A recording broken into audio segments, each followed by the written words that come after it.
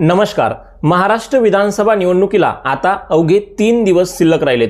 विधानसभेची निवडणूक तर संपूर्ण महाराष्ट्रातच आहे, पण मागच्या काही महिन्यात एक विधानसभा मतदारसंघ ज्याची महाराष्ट्रात खूप चर्चा झाली आणि तो मतदारसंघ म्हणजे नाशिक जिल्ह्यातला येवला विधानसभा मतदारसंघ।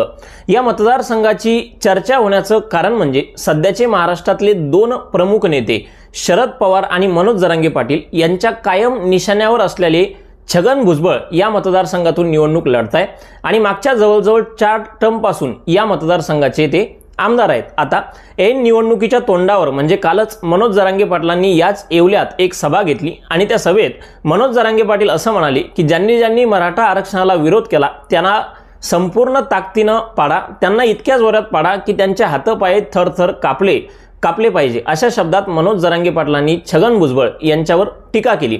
दुसरीकडे शरद पवारांनीही याच येवल्यात सभा घेतली आणि